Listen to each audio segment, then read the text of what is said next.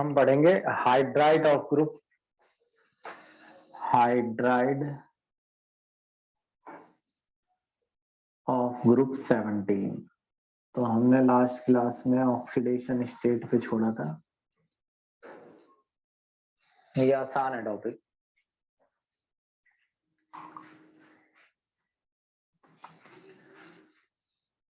भाई हाइड्राइड का मतलब फ्लोरीन हाइड्रोजन के साथ मिलेगा, क्लोरीन भी, ब्रोमीन, आयोडीन। कुछ चीजें तो बहुत ही आसान है, 4-5 लाइन है इसकी टोटल। ऑर्डर याद करने हैं, ऑर्डर हमेशा ध्यान रखने होते हैं।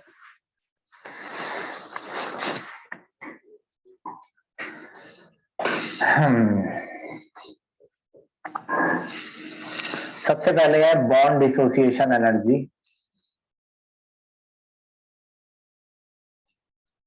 कौन सा बॉन्ड आसान है तोड़ना? तो बॉन्ड डिसोसिएशन एनर्जी। बॉन्ड टूटने के लिए जो एनर्जी है, जो एनर्जी बॉन्ड तोड़ने के लिए चाहिए, वो घट रही है। छोटे बॉन्ड जल्दी टूटेंगे, बड़े बॉन्ड छोटे बॉन्ड लिख देता हूं यहाँ, लो हाई डेल्टा BOND H0। और ये बड़ा बॉन्ड है तो इसे तोड़ने में मुश्किल कम होगी, लो डेल्टा BOND H0। फिर एक एसिडिक नेचर है, आसान है, बस सुनते ही समझ आ जाएगा। एसिडिक नेचर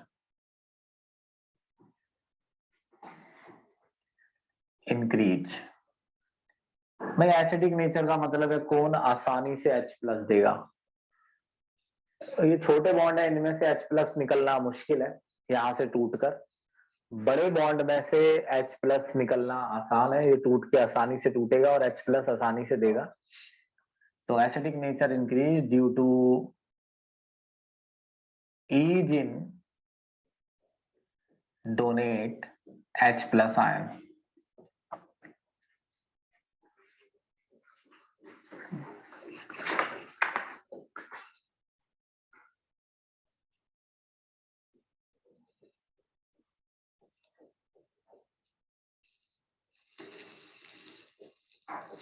अब सुनिए, इस चीज पर ध्यान देना जरा एक बार। अगर हम सिर्फ हाइड्रोजन बॉन्ड की बात करें, अगर हम सिर्फ वंडरवॉल अट्रैक्शन की बात करें, तो इस तरफ, इधर कर लो थोड़ा, इस तरफ साइज जो है मॉलिक्यूल का वो बढ़ रहा है, साइज ऑफ मॉलिक्यूल इंक्रीज। और साइज मॉलिक्यूल का बढ़ेगा तो वंडरवॉल अट्रैक्शन इंक्रीज होगा। और वंडरवॉल अट्रैक्शन इंक्रीज होगा तो MP and BP also increase. तो इसका MP BP सबसे कम होना चाहिए क्योंकि इसका साइज सबसे छोटा है। मगर इसमें थोड़ा सा एक लफड़ा है कि HF यहां आता है, यानी MP BP इसका कम नहीं है, बेशक इसका साइज छोटा है, क्योंकि इसमें वंडरवॉल अट्रैक्शन तो कम है मगर हाइड्रोजन बॉन्ड से जुड़े होते हैं इसके मॉलिक्यूल HF के। तो इसलिए ये ऑर्डर आ सकता है, आता है, ये आ सकता क्या है, बस यही है जी। हाइड्राइड में 4 लाइनें तो है टोटल। एक और चीज है पीके। पीके समझा देता हूं। समझाना तो खैर ऐसा है कि आप बस इतना याद रखेंगे, ये समझाऊंगा मैं कि पीकेए एसिड का ये महत्व है, इसका सिग्निफिकेंस। पीकेए एसिड का जितना ज्यादा होगा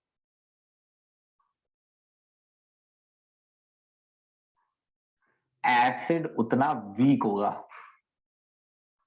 तो क्योंकि इसकी टेबल में पीकेए वैल्यू दी है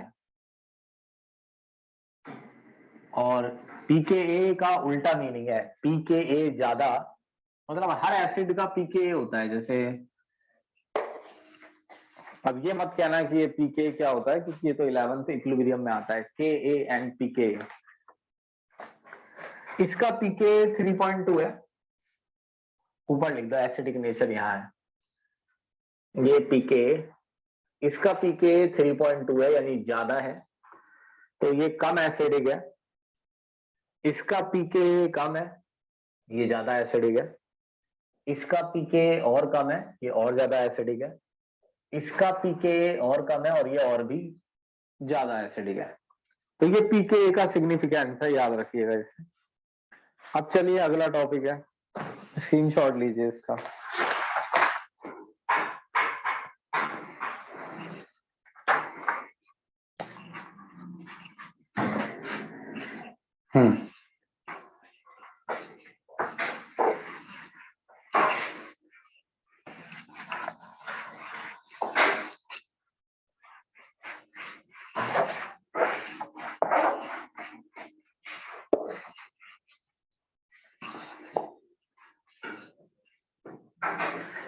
जैसे हाइड्रोजन से आया टॉपिक, वैसे ऑक्सीजन से आएगा।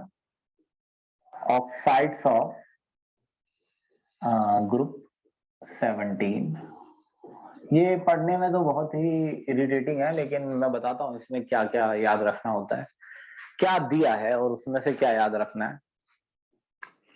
देखिए, जो फ्लोरीन है वो दो तरीके के ऑक्साइड बनाता है, OF2, O2F2। अगर कभी पूछ ले, दो ही बनाएगा ये, अगर कभी पूछ ले कि फ्लोरीन का ऑक्सीडेशन नंबर क्या है यहाँ, तो -1 ही होता है फ्लोरीन का। फ्लोरीन तो कभी भी किसी दूसरे एटम के साथ दिखे तो -1 ही लिखना होता है। ऑक्सीजन का आप निकाल सकते हैं, O+F×2। वैसे तो ऑक्सीजन का -2 रहता है, लेकिन फ्लोरीन के साथ -2 नहीं होता है। यहाँ फ्लोरीन का डालिए -1, फ्लोरीन का फिक्स होता है कि -1 ही होगा। O पर आएगा +2। ये पूछ सकता है वो, O2F2, O×2 plus 2×F equals to 0। F का -2, -1। पहले हमें ऑक्सीजन का भी पता होता था कि -2 है, लेकिन फ्लोरीन के साथ नहीं होता है -2, इसलिए निकालना पड़ रहा है +1। इसमें और भी एक खास बात है, उसे ध्यान से सुनना।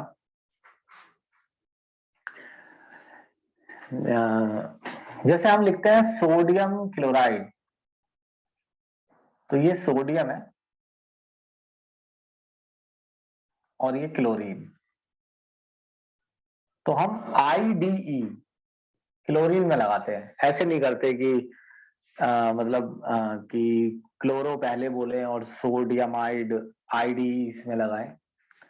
जैसे हमें ऐसे मिलता है Na2O, तो हम लिखते हैं सोडियम ऑक्साइड IDE। हम IDE उसमें लगाते हैं जो ज्यादा इलेक्ट्रोनेगेटिव है दोनों में से। अब नॉन मेटल ही ज्यादा इलेक्ट्रोनेगेटिव होते हैं, तो उसी में IDE ही लगा देते हैं हम।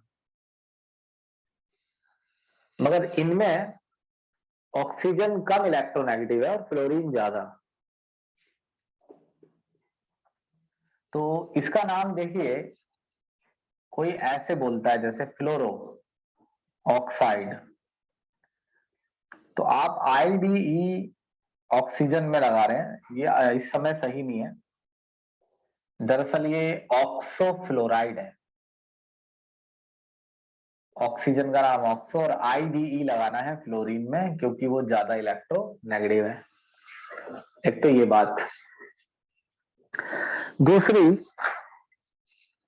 ये भी एक इंपॉर्टेंट बात है, ये फ्लोरीनेटिंग एजेंट है। फ्लोरीनेटिंग एजेंट का मतलब ये होता है कि ये फ्लोरीन देते हैं। आपको फ्लोरीन की जरूरत पड़े तो, अगर आपके पास फ्लोरीन नहीं है या है भी तो भी आप इनका इस्तेमाल कर सकते हैं, क्योंकि इनके अंदर जो फ्लोरीन है वो ज्यादा रिएक्टिव है, जल्दी बॉन्ड बनाएगी। इसमें एक बात है, देखिए प्लूटोनियम का अगर आप न्यूक्लियर रिएक्टर में इस्तेमाल कर लेते हैं तो फिर ये न्यूक्लियर वेस्ट में बदल जाता है, फ्लोरीन तो प्लूटोनियम। न्यूक्लियर वेस्ट का मतलब ये है कि अब आपने इसका इस्तेमाल किया, लेट मी से इसे जलाया सिंपली, और जलाने के बाद ये वेस्ट में बदल गया, एनर्जी का इस्तेमाल कर लिया और इसका वेस्ट बन गया। मगर न्यूक्लियर वेस्ट में रिमेनिंग प्लूटोनियम हो सकता है, यानी हो सकता है अभी भी अनयूज्ड प्लूटोनियम हो। तो अगर आप उस अनयूज्ड प्लूटोनियम को निकालना चाहते हैं, कि आप चाहते हैं कि उसका भी इस्तेमाल हो जाए, तो आप इसमें O2F2 पास कर दीजिए। O2F2 उस रिमेनिंग प्लूटोनियम को PuF6 बना देगी और इसे निकालना आपके लिए आसान होगा बजाय सीधे प्लूटोनियम को निकालने से। ये है जी फ्लोरीन के बारे में। आगे समझ तो बताओ, जल्दी आगे चलना है।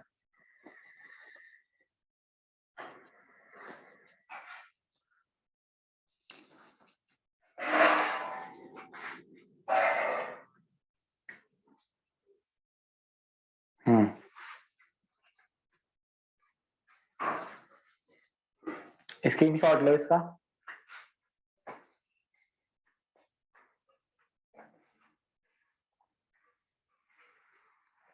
तो ऐसे ही सुनना है आराम से। देखो ये चैप्टर ऐसा है कि कोई भी चाहेगा इसे खत्म कर देना, लेकिन मैं इसे खत्म नहीं कर रहा हूँ। हो सकता है आप इसे बाद में देखें तो रिकॉर्डिंग में ये सब नजर आएगा, तो इसलिए आराम से सुनिए बस मेरी बात। ये सोचो कि हमें कुछ टाइम गुजारना है जब तक कि मैं ये बातें समझाता हूँ। सेम क्लोरीन भी ऑक्साइड बनाती है, आपको याद करने पड़ेंगे, मैंने एक साथ लिख देता हूँ,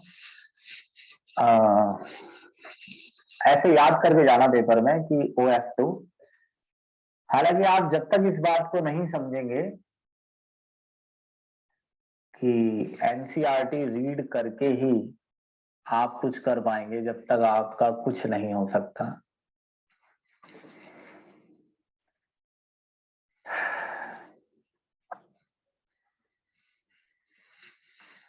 पहले यहाँ 2 लगाना है, फिर यहाँ 2 लगाना है, फिर 26 और 27 ले लेना है।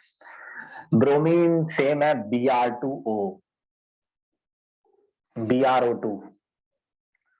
2 सेम है, तीसरा अलग है BrO3। Br2O, BrO2, BrO3, मेरे को भी देखना पड़ेगा BrO3 एक बार। सही है। आयोडीन में ऐसे याद कर लीजिए, चाहे IO IO IO ऐसे 24, 25, 27। अब देखो एक एक लाइन, एक एक दो दो लाइन है इनके ऊपर, लेकिन उन लाइनों में जो क्वेश्चन छुपे हैं वो मैं आपको बताता हूं। सबसे पहले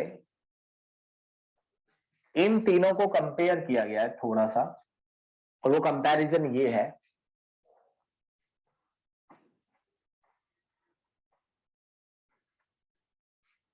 कि सबसे स्टेबल ऑक्साइड आयोडीन के हैं, आयोडीन से कम स्टेबल क्लोरीन के हैं, और क्लोरीन से कम स्टेबल ब्रोमीन के हैं। मतलब अगर आपको कोई भी ऑक्साइड आयोडीन का दे तो उससे ज्यादा स्टेबल ऑक्साइड आपको क्लोरीन का बता, नहीं, कोई भी आपको अगर इन तीनों को या इन तीनों को किसी मतलब मिक्स ऑक्साइड को कंपेयर करने के लिए गए तो आयोडीन के ऑक्साइड को ज्यादा स्टेबल बताना है। फिर क्लोरीन के, ऐसा नहीं है कि आयोडीन ब्रोमीन क्लोरीन, ऐसा नहीं है, पहले आयोडीन है फिर क्लोरीन, ये लीस्ट स्टेबल है, लीस्ट स्टेबल। ऑक्सीडेशन नंबर में ऊपर लिख देता हूं, क्या पता पूछ ले, ये तो खैर निकालना होता है, +2 +6 +7 +1 प्लस है सब।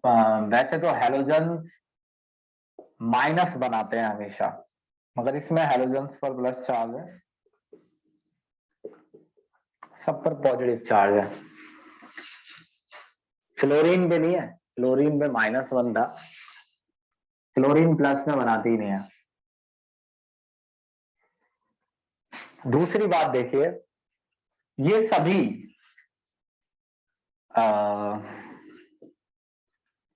ये सभी अच्छे ऑक्सीडाइजिंग एजेंट है, लेकिन ये मेरे को देखना पड़ेगा ये सबसे अच्छा ऑक्सीडाइजिंग एजेंट इनमें कौन है। ये इसलिए देखना पड़ेगा, शायद ऐसा कुछ लिखा ही नहीं हो।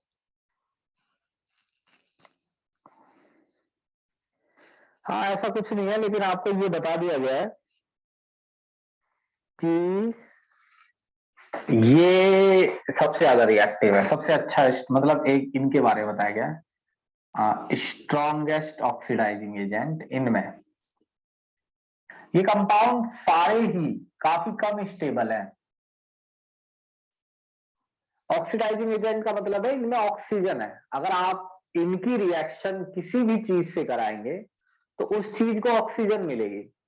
लेट सपोज आप मेरे ऊपर अगर इन्हें पास करते हैं तो ये मुझे ऑक्सीजन दे देंगे और मेरा ऑक्सीडेशन हो जाएगा। तो ये सभी के बारे में वेरी रिएक्टिव है और अच्छे ऑक्सीडाइजिंग एजेंट है।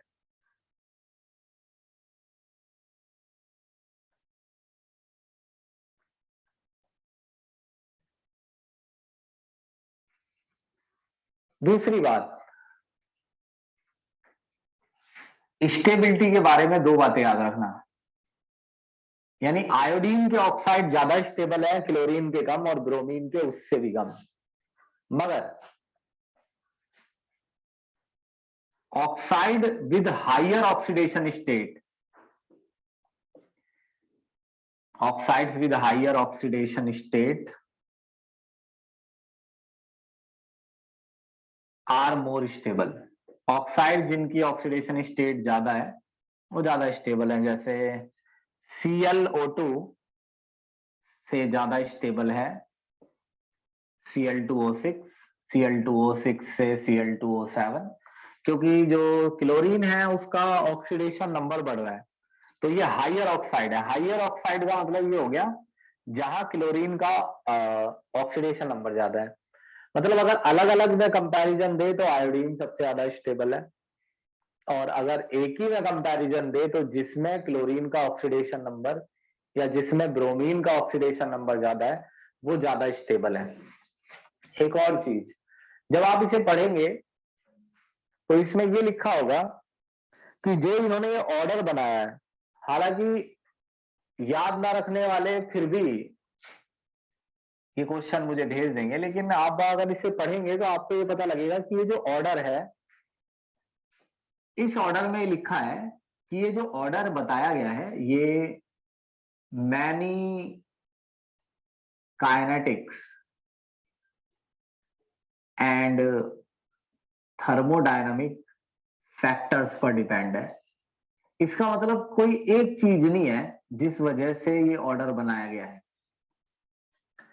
इसका मतलब कोई एक चीज नहीं है जिसकी वजह से ऑर्डर बनाया गया है। इस ऑर्डर को बनाने में बहुत सी चीजों का इस्तेमाल है, कुछ थर्मोडायनामिक फैक्टर है, कुछ काइनेटिक। काइनेटिक का मतलब है रिएक्शन की स्पीड, डायनामिक का मतलब है टेम्परेचर से रिलेटेड। ऐसे कई फैक्टर हैं जिनसे ये ऑर्डर बना है, यानी कि आप उन फैक्टर्स को रीड नहीं करेंगे, सिर्फ आप ये बात ध्यान रखेंगे कि ऐसे बहुत से एक्सपेरिमेंटल डेटा है जो काइनेटिक एंड थर्मोडायनेमिक पर डिपेंड है, उनसे ये ऑर्डर बनाया गया है। दूसरी बात, जब आपसे कहेगा कि ये लीस्ट स्टेबल है तो वो एक लाइन लिख देगा मिडिल रो एनोमली। इसका मतलब ये 4th पीरियड में आते हैं। मिडिल रो 4th को बोलते हैं, ये 4th period. Bromine bromine 4th period में आती है। तो मिडिल रो में क्या एनोमली है? तो मिडिल रो में एक एनोमली ये है कि मिडिल रो के जो भी एलिमेंट होते हैं उनमें 3D का पुअर स्क्रीनिंग इफेक्ट होता है। तो जितने भी बॉन्ड ब्रोमीन बनाती है ना, वो बनाने उसके लिए मुश्किल रहते हैं, क्योंकि ब्रोमीन की जो वैलेंस इलेक्ट्रॉन्स हैं उन पर न्यूक्लियस का अट्रैक्शन ज्यादा रहता है, तो इलेक्ट्रॉन्स का इन्वॉल्वमेंट बॉन्ड बनाने में मुश्किल ही रहता है। इसीलिए इसके ऑक्साइड भी कोई बहुत ज्यादा स्टेबल नहीं है, क्योंकि ये एक तरीके से बड़े मुश्किल से बनाए गए बॉन्ड है, क्योंकि जो 3D सब शेल है उसका पुअर स्क्रीनिंग इफेक्ट होने की वजह से न्यूक्लियस में वैलेंस इलेक्ट्रॉन्स को पकड़ा हुआ है, और वैलेंस इलेक्ट्रॉन बॉन्ड बनाने में उतने अच्छे से पार्टिसिपेट नहीं करते हैं। तो फोर्थ पीरियड में जो भी एलिमेंट आते हैं उनके साथ ये समस्या रहती है कि उनके कंपाउंड कम ही स्टेबल होते हैं। अब बताइए, समझ आ गया?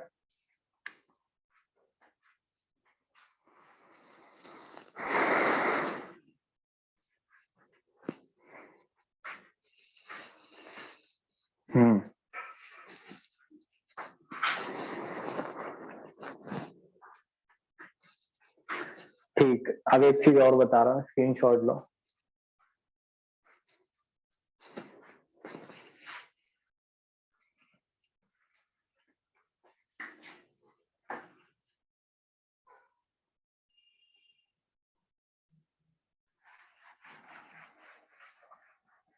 ये चीज और सीखना, वैसे तो ये मैंने 11th में सिखाई थी और उसके बाद 12th में भी एक बार बताई थी, लेकिन मैं फिर बता देता हूँ।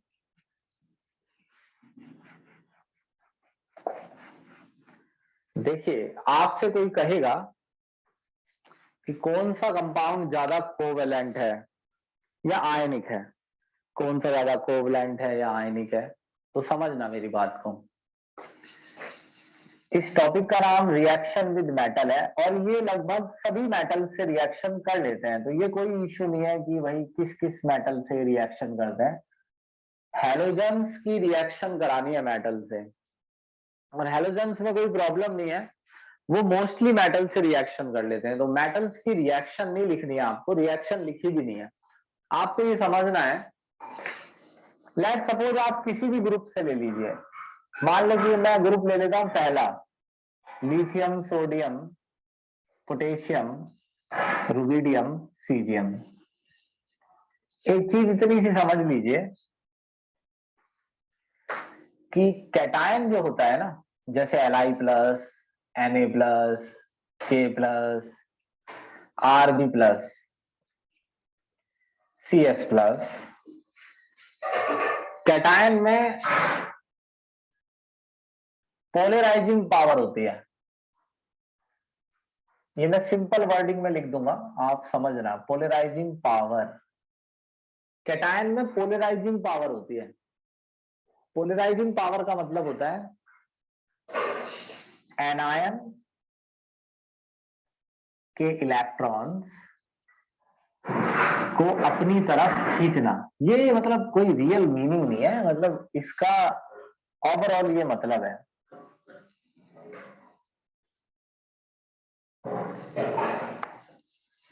मतलब अगर आप ऐसे किसी से बोलेंगे तो ये गलत नहीं होगा, लेकिन इसकी डेफिनेशन नहीं है। आपको ये समझना है कि अगर मैं कहता हूं कैटायन की पोलराइजिंग पावर ज्यादा है, तो मतलब उसमें इलेक्ट्रॉन्स जो है, एनायन के इलेक्ट्रॉन अपनी तरफ खींचने की टेंडेंसी ज्यादा है। खींचना जरा ढंग से लिख दो, अट्रैक्ट करना। अब देखो, Li प्लस, ना एक चीज और है, यही नहीं, एक बता दूंगा पहले। और F, जैसे हेलोजेंस है, तो हेलोजेंस में F minus, Cl minus, Br minus. Cation में तो होती है पोलराइजिंग पावर, और एनायन में होती है पोलराइजिबिलिटी। पोलराइजिबिलिटी, पोलराइजिबिलिटी का मतलब होता है इलेक्ट्रॉन दूसरों से खिंचवा लेना, कुछ ऐसा। मतलब ले जा मेरे इलेक्ट्रॉन, कुछ ऐसा है, दूसरों से खिंचवा लेना। अरे 2 ही 3 लाइन है, उसके पीछे इतना कुछ पढ़ाना पड़ रहा है मुझे, देख लो जो भी बता रहा हूँ। खिंचवा लेना,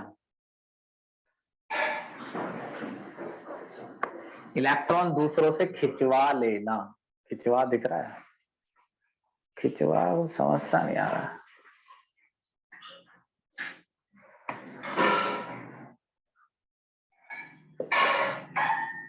सिकवा नहीं किसी से, किसी से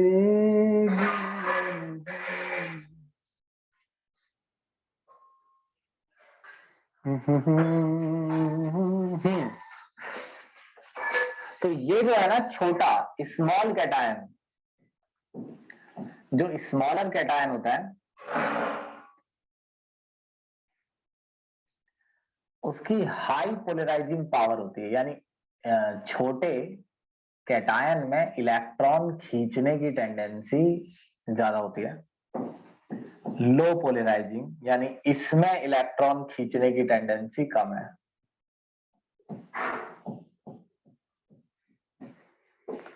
तो यहीं पे ही समझ लीजिए, यहीं पे ही, क्योंकि ये दिख रहा है यहाँ।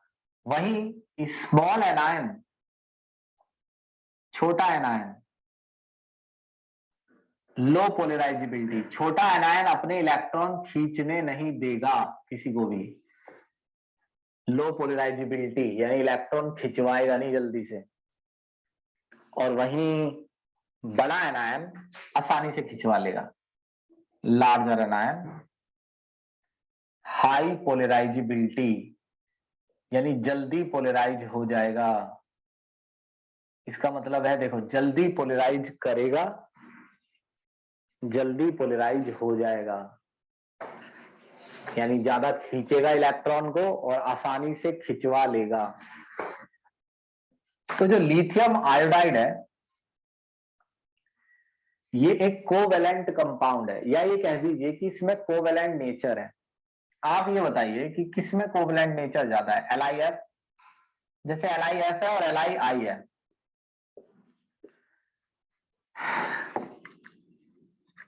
देखो जितना ज्यादा कैटायन इलेक्ट्रॉन को खींचेगा उतना ही इलेक्ट्रॉन बीच में रहेगा। लिथियम में फ्लोरीन से इलेक्ट्रॉन शेयर किए मान लो, और इलेक्ट्रॉन फ्लोरीन ने खींच लिए, लिथियम पे प्लस आ गया, फ्लोरीन पे माइनस। अब लिथियम इन्हें वापस खींचेगा, जितना ज्यादा खींच सकेगा उतना ही इलेक्ट्रॉन बीच में आ जाएंगे, और जितना इलेक्ट्रॉन बीच की तरफ आएंगे उतना ही कंपाउंड ज्यादा कोवेलेंट होगा। तो फ्लोरीन तो खींचने नहीं देगी, तो ये तो रहेगा आयनिक। मगर आयोडीन आसानी से खिंचवा लेगी इलेक्ट्रॉन, और इलेक्ट्रॉन लगभग बीच में आ जाएंगे, तो इसमें कोवेलेंट कैरेक्टर आ जाएगा। पहले ये बताइए, ये समझ आया ये वाला?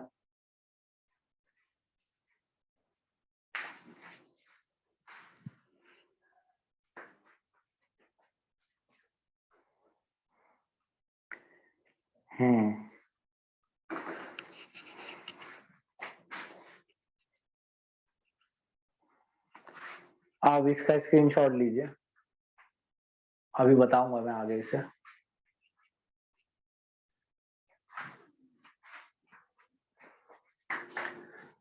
अब ये समझ लीजिए कि छोटा कैटायन जितना दिखे उसमें इलेक्ट्रॉन खींचने की टेंडेंसी उतनी ज्यादा होगी। अब यहां देखिए,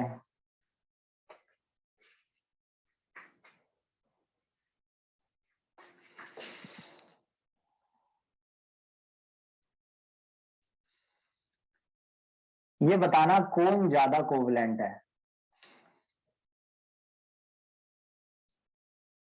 दोनों में से कौन ज्यादा कोवेलेंट है? ऊपर नीचे ऐसे बताओ। कोवेलेंट ज्यादा है आयनिक ये, मगर आयनिक में भी कोवेलेंट करेक्टर होता है। कौन ज्यादा कोवेलेंट है? हाँ जी, हाँ जी, नीचे वाला। हाँ तो मैं यही देख रहा हूँ कि ये तुम हिसाब लगा लो, लगा पाओ। तो ये मोर कोवेलेंट है, इसका कारण है इसकी हाई पोलराइजिबिलिटी है, ये आसानी से इलेक्ट्रॉन खिंचवा लेगा, और इसकी लो पोलराइजिबिलिटी है।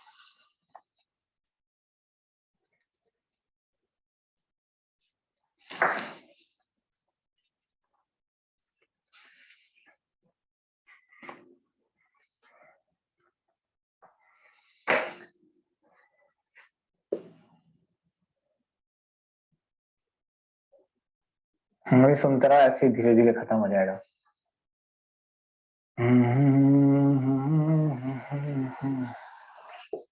ये बताओ कौन ज्यादा कोवलेंट है, अब की बार बताना।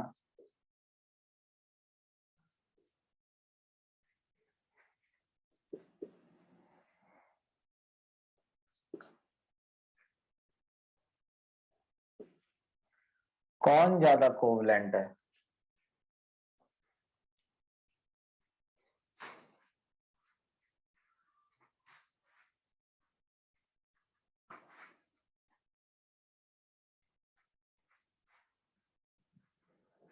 जी पहला, क्योंकि पहले में जो सोडियम है उसमें इलेक्ट्रॉन खींचने की टेंडेंसी ज्यादा है, हाई पोलराइजिंग पावर।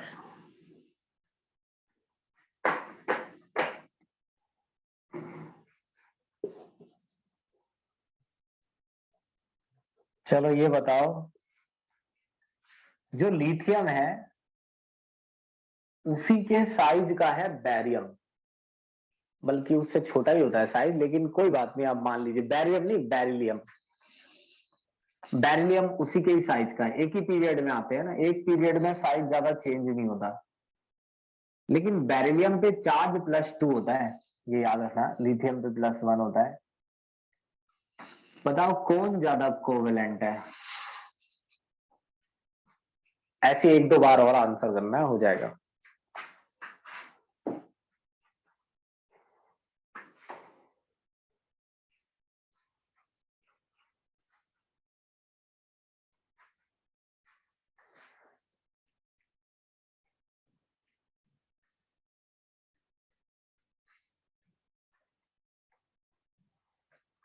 नहीं बेरिलियम, क्योंकि मोर चार्ज, जिसपे चार्ज ज्यादा होगा वो इलेक्ट्रॉन ज्यादा खींचेगा, मोर चार्ज मोर पोलराइजिबिलिटी। नहीं मोर पोलराइजिबिलिटी नहीं, पोलराइजिंग पावर, बेरिलियम की बात चल रही है ना, मोर पोलराइजिंग पावर। चलो ये बताओ कौन ज्यादा कोवलेंट है? यहाँ फास्फोरस पे +3 चार्ज है, यहाँ फास्फोरस पे +5, ये तो सेम ही एटम है PP। कौन ज्यादा कोवलेंट है?